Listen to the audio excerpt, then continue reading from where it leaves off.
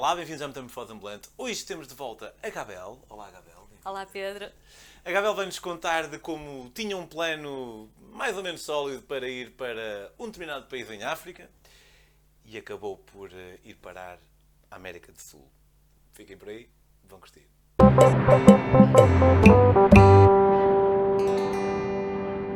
Olá, Gabel. Olá, Pedro. Então tu eras para ir para onde e porquê é que ias para lá? Eu era para ir para São Tomé e Príncipe e ia para lá porque estava ligada a um projeto de voluntariado. Tive para ir 2 anos, não cheguei a ir nessa altura, mas propus-me a ir por 17 dias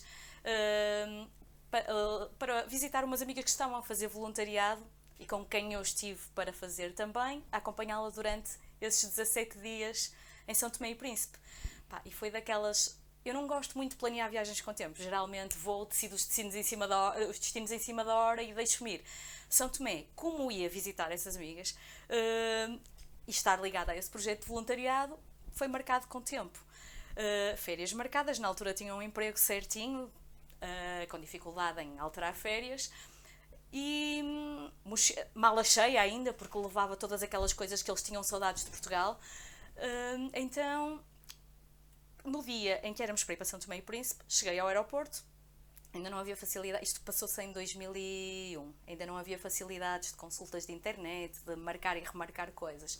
Chego ao aeroporto do Porto e dizem-me na porta do check-in que não é possível viajar. Mas não é possível viajar? Não, acabou o combustível em São Tomé e Príncipe, o avião não tem como regressar. Acabou o combustível. E eu, olha, mas isto não podem reabastecer amanhã, qualquer coisa.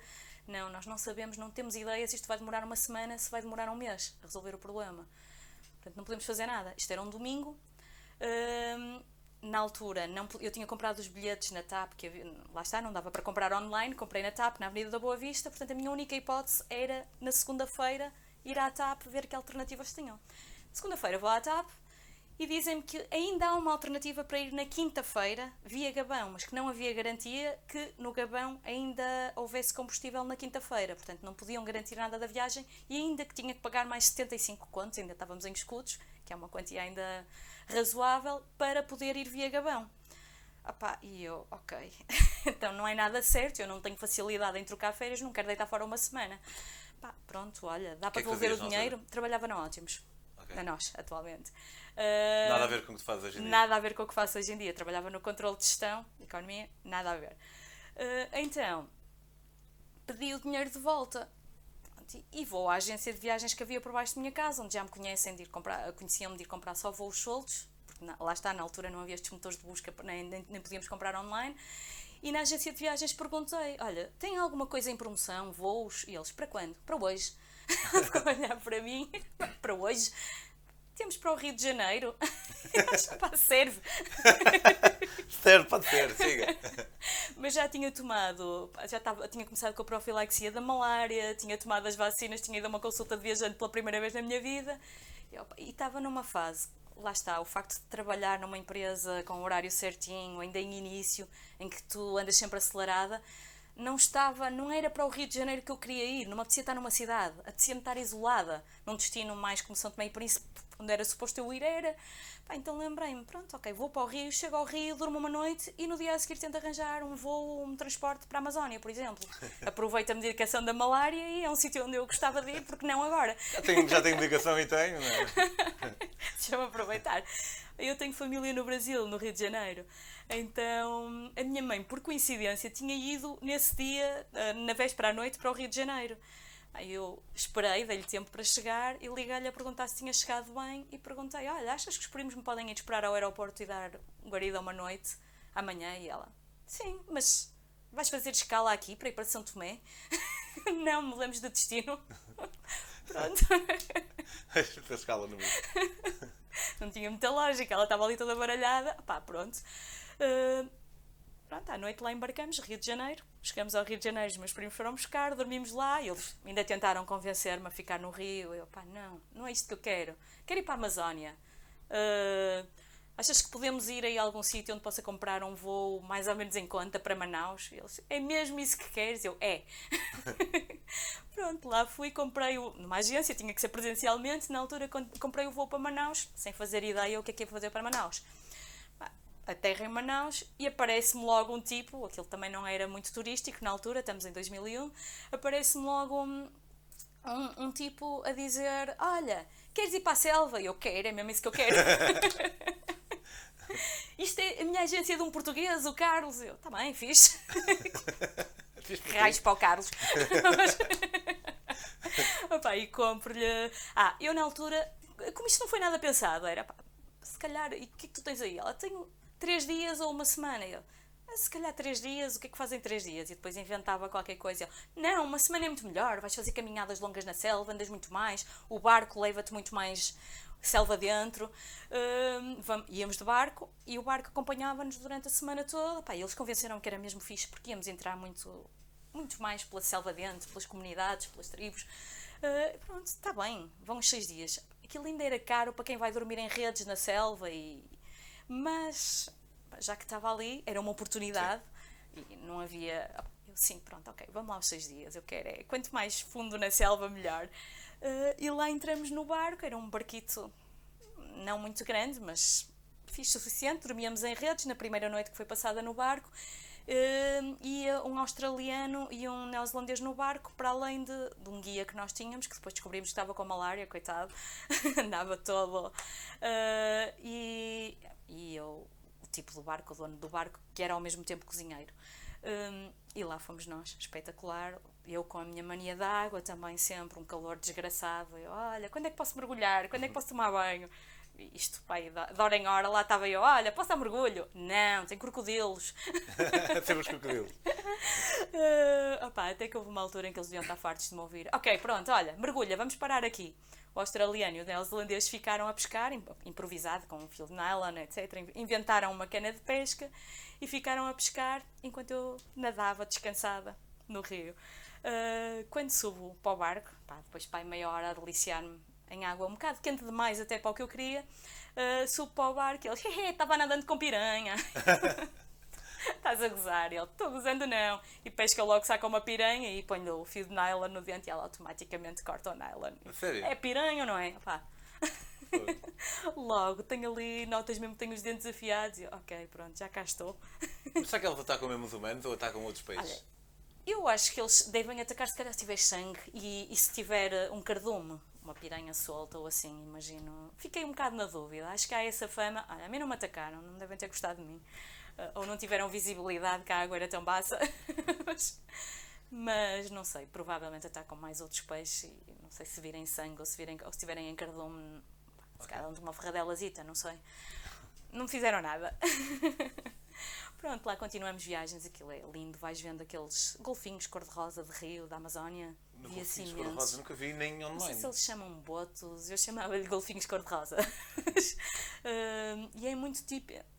Tu também tens isso no Mekong, mas não são tão cor-de-rosa. Mas são mesmo cor-de-rosa, tipo os flamingos, por exemplo? Não é um rosa forte, mas tem uma cor arrosada. São mais feios, ou seja, mas são mais feios que os golfinhos normais, porque têm ali uma bolsa. É um tipo de golfinho bastante diferente e que está em extinção. E havia muito ali na Amazónia. Não sei se ainda há. Eu tenho ideia de ter lido recentemente que mas agora é uma cena turística, tão restritos a uma determinada zona. Na altura havia imenso ali a passear livremente no rio, a brincar. E é espetacular. Tu vais ali ao sabor do vento, literalmente a sentires a paisagem, a descansares em redes. Tínhamos uma espécie de um chuveirinho no barco com água do rio, mas onde dava para nos refrescarmos. Como é que era o barco? O barco era um barco de madeira, sei lá, do tamanho desta sala, mais ou menos, mas em formato de barco, claro. Tinha umas 6 redes, todas juntas. Tinha uma arca frigorífica e um fogãozito. E depois tinha lá o sítio onde o comandante... E vocês dormiam todos os dias? Nós dormíamos na rede, todos os dias não. Isto era suposto ser só nos 2 primeiros dias dormíamos no barco. Depois íamos ficar pela selva, o barco acompanhávamos, mas íamos fazer caminhadas pela selva, sei lá, de hora e meia, 2 horas. Montávamos as redes e dormíamos na selva. A ideia era essa, para estarmos a sentir toda a selva, os barulhos noturnos e assim. E o barco era uma coisa espetacular, porque os peixes saltavam-te para dentro do barco. a pesca que eles fizeram foi para entreter, porque os peixes saltavam literalmente para dentro do barco, era só pegares, abrires a arca frigorífica e meteres lá dentro. Okay. Tínhamos almoço e jantar fresquinho, delicioso na hora. Pronto, então, lá fomos nós e ao segundo dia chegamos à comunidade da Bela Vista, uma daquelas ilhitas com as povoações indígenas, não são aqueles indígenas que andam todos pintados, pronto, são os que vivem lá normalmente, com a sua tanquinha e vivem ali. E fizemos a tal caminhada, 1h30, 2 horas na selva dentro já à noite, com rede às costas. Aí entrou um nativo dessa comunidade que ia connosco para nos mostrar para onde é que íamos e defender dos supostos perigos dos animais da selva. Fomos vendo, não vimos jiboias, vimos pele de jiboia, vimos coisas assim, aquilo é gigantesco, assim, super largo. E montamos as redes lá entre umas árvoresitas no meio da selva. O tipo cozinhou-nos na fogueira, serviam-nos em folhas, não sei se era de bananeira, mas sim, desse género, sim. Pronto, e comíamos ali, à mão, tudo, na selva, espetacular. Entretanto, à noite adormecemos, estávamos para aí a dormir meia hora, 1 hora. O guia depois ainda me disse que estavam os macacos a brincar, a tirar-nos bugalhinhos ou cenas para as redes, nem me apercebi. E ao fim, pai, de 1h30, já não sei, meia hora, 1h30, não tenho a noção. Um barulho estrondoso. Eu não tinha a noção de que aquilo à noite vira a selva autêntica. De dia tu não te apercebes dos sons, ouves uma coisa ou outra, ouves os pássaros, às vezes os macacos, mas de noite aquilo é gritaria. Tu ficas, uau, isto é... Mas vamos confiar, pá, temos aqui o gajo nativo também não deve querer morrer, vamos confiar que isto vai correr bem. Lembro-me de ir à meia da noite, eu acordo sempre para ir à casa de banho à meia da noite e afastava-me um bocado, como era a única mulher, um bocadinho de vergonha, afastava-me um bocadinho, mesmo estando às escuras, para fazer o meu xixi. Pá, lembro-me de ver uns olhos a brilhar, pá, e a esta altura olhar para mim. E fiquei, o que é isto? Esta altura? Sim, pá, a esta altura, sim. E eu, o que é que será isto? Bem, deixa-me ir rápido para a minha rede, pôr mosquiteiro, ignorar. Depois na manhã seguinte comentei lá com o nativo e disse-lhe que tinha visto uns olhos. Ele, é uma onça. Nada especial. Ok. A segunda noite também, caminhada na selva, também muito fixe. Mas começa ao fim de algum tempo, trovoada, chuva torrencial. Tivemos que voltar a desmontar tudo, volta para trás e abrigaram-nos numa daquelas barraquinhas de madeira, basicamente aqueles são lá dos nativos, deixaram-nos montar as redes. É a parte espetacular das redes, é que eles montam-nas em qualquer lado. Eu, em Portugal, para conseguir montar uma, não estás a ver o filme que é, para conseguir pôr aquilo, eles lá em qualquer sítio, de qualquer maneira se põe a rede, super prático. Pronto, acabamos por dormir lá. No dia seguinte, o que é que acontece? O barco, que era suposto levar-nos mais fundo na selva e continuar a avançar, desaparece. Vai-se embora com o australiano e com o neozelandês e nós ficamos lá abandonados com a comunidade nativa. Tipo, e agora? Não temos barco? Como é que vamos embora? Esqueci-me de contar outra cena. Antes disso, à noite, antes de irmos acampar, ainda fomos caçar jacarés. Perguntaram-nos, querem ir caçar jacarés? Nós, bora. E lá fomos com o australiano e com o neozelandês, com o nosso guia com a malária e um tipo que morava lá naquelas casas flutuantes no rio, que era o dono do barco e era o perito em caçar jacarés. Entramos todos no barquinho, um barquinho pequenino, barquinho a remos de pescador. Pá, começamos a andar no barco e começa a entrar água por todo lado. Olha, está a entrar água. Não tem mal. Andas mais um bocado e a água já nos dava, já estava pelos bancos. A sério? Sério. Opa. E quando se vai caçar jacarés, se calhar... Peanuts. Até que o tipo começa a fazer um ar preocupado. Se calhar é melhor voltarmos para trás, mas vamos já resolver isto. Então volta lá para a casita dele, na água, e pediu à mulher para nos arranjar um prato e uma caneca. Então era um a remar, outro com o prato, outro com a caneca o mais rápido possível a tirar a água e os jacarés à volta. A técnica deles para caçar jacarés é com a lanterna, cegam-nos e eles ficam meio cegos e deixam-se apanhar quando estão próximos. De tamanho? É mais pequeno que um crocodilo, sei lá, os meus braços abertos, um bocadinho mais, talvez isto mais ou menos. Aproximam-se deles e diz, dão-nos uma facada? Aproximam-se, não, apanham-nos vivos, apanham-nos vivos, prendem-lhes a boca, já têm a técnica toda, pronto, e depois acabam por largar o crocodilo. Às vezes levam e matam-nos e põem-nos como troféu, que é assim um bocado triste, ou comem-nos e depois deixam a cabeça como troféu nas casas deles. Mas eles iam apanhar jacarés só para apanhar e depois... Por desporto, mas neste caso foram apanhar jacarés para nos entreterem, porque depois voltaram a deixar os jacarés na água, não, Ok. não fizeram mal nenhum aos jacarés. Eu estou a dizer isto porque via em algumas casas a cabeça do jacaré. Pronto, sim. mas estes ficaram lá direitinhos. Pronto, e lá voltamos são e salvos, mas sempre com um com a caneca, o outro com... Mas escapamos aos jacarés. Pronto, entretanto, voltando ao dia seguinte, o barco vai-se embora. Pá, e abandona-nos lá na selva. Na selva não, na selva amazónica. Acabamos por ser cuidados pela família do tal nativo que tinha ido connosco acampar à noite. Pá, e a família deles ia-nos dando água, caipirinha morna, água que depois me apercebi no último dia que eles tinham um recipiente para apanhar. Aquilo tinha uma umidade relativa de 90 e tal %. Então eles tinham um esquema em que aquilo ia pingando para o recipiente e era aquela água que nós estávamos a beber. Mas não fez mal. Pronto, e... Caipirinha também tinham cachaça, então? Caipirinha tinham cachaça. Eles faziam a cachaça? Não sei, sinceramente, isso não me apercebi se eram eles que faziam ou se já ia de Manaus, não sei, não me apercebi. Eles já nos apresentavam as coisas feitas. A caipirinha era morna, com o gelo não havia. Pronto, e depois cozinhavam. Era sempre uma refeição peixe e outra carne, nos primeiros dias, maravilha, depois aquilo era sempre igual, começava, mas pá, era boa. E olha, ficamos ali um bocado abandonados. Sem saber o que é que... Sem saber o que fazer, o guia com a malária todo atrapalhado, a pedir-nos desculpa, mas não podia fazer nada, mas em princípio o barco havia de voltar no último dia para nos ir buscar.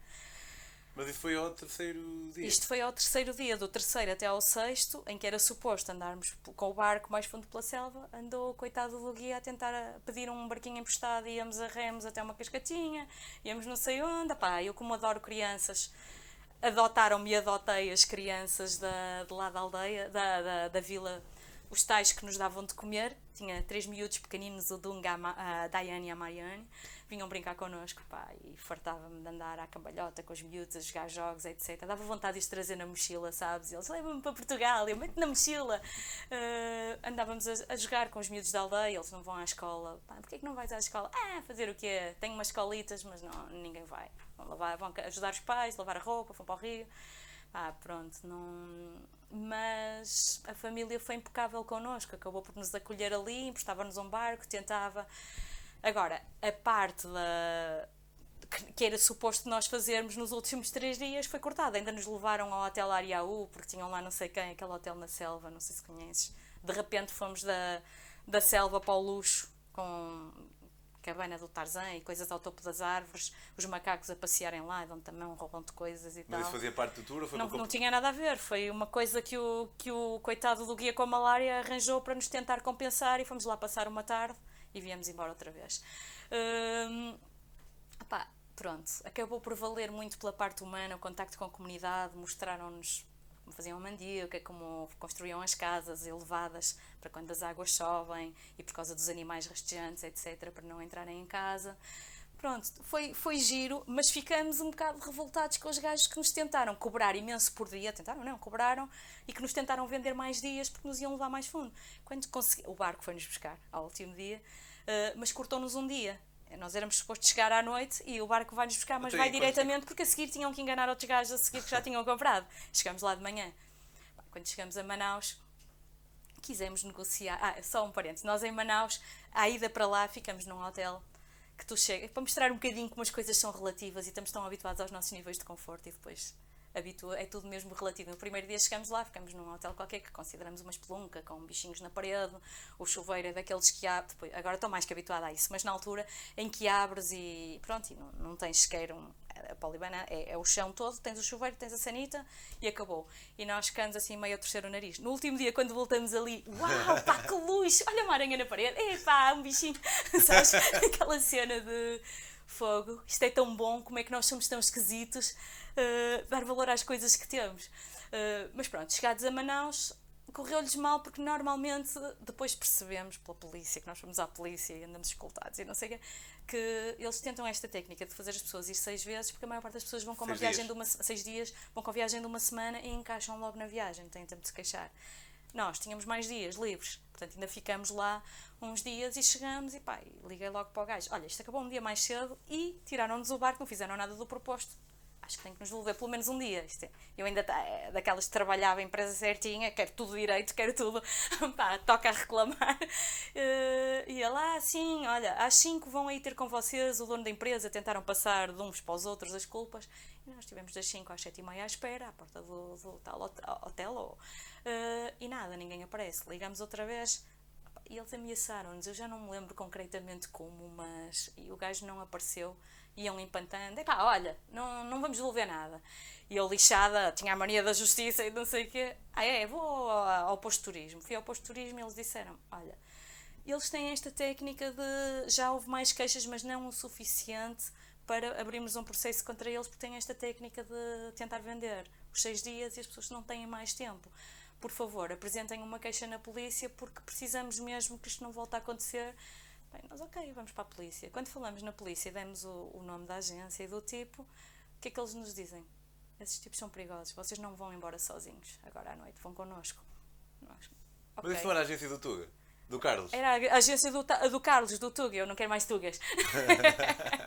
No estrangeiro quero alguém de lá. Mas, pronto, a agência do Carlos e do Armstrong, que ele estava a lidar com outro de lá, pelos vistos já tinha algumas queixas, mas não as suficientes para os denunciarem.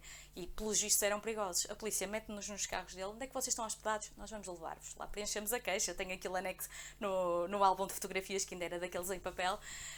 Preenchemos a queixa. E eles levam-nos no carro da polícia até ao hotel. Mas pelo meio ainda tivemos a emoção de parar em 2 rondas, porque eles iam recebendo os telefonemas que tinham que fazer as rusgas e parar aqui para resolver um caso. Fiquem aqui. Nós ficávamos no carro. E o pessoal ia lá resolver. Só ali a resolver e lá nos deixaram no hotel. Mas dizem-nos, olha, vocês vão amanhã embora? A que horas é o vosso voo? Esperem aqui por nós no hotel e tenham cuidado. Vamos sair na mesma, saímos, correu bem. Mas à hora de irmos embora estava a polícia à nossa espera, levou-nos ao aeroporto, escolta, e mandaram-nos para uma sala VIP. Com quem é que nós nos metemos? Mas aqui não deu propriamente para ter medo, era só surpresa, onde é que estamos? Pronto, e lá fomos para o aeroporto, apanhamos o nosso avião, e acabou por correr bem. Aí sim, ainda fomos ao Rio, já me apetecia estar em cidade. Um bocadinho de cidade para acabar. Exatamente. Muito obrigado. Obrigada eu, Pedro. Pessoal, se curtiram este episódio e querem apoiar a Metamorfose, podem apoiá-lo no Patreon, como eu já disse no início do episódio, e podem também fazê-lo comprando estes livros. Antes de mais nada, podem seguir as aventuras da Gabel em Gabel Oliveira, no Instagram. A Gabel é líder da Landscape e faz viagens para o Sudeste Asiático e para a Colômbia. Podem viajar com ela. Vão a landscape.pt ou Bilandscape ou... Exatamente. Landscape.pt talvez seja o mais fácil, que tem lá. Ou ponham Landscape Agência de Viagens. Exatamente. Se quiserem viajar sem sair do lugar, podem comprar os meus livros em daquili.com. Este livro é sobre uma viagem de Portugal a Singapura por terra, de Portugal à África do Sul bicicleta e de Portugal, do Panamá, aliás, ao México, à boleia. Subscrevam o canal, falem a família toda. Vemos para a próxima também, Gabriela. Obrigado. Até à próxima, Pedro. Obrigada eu. Tchau, tchau. Tchau.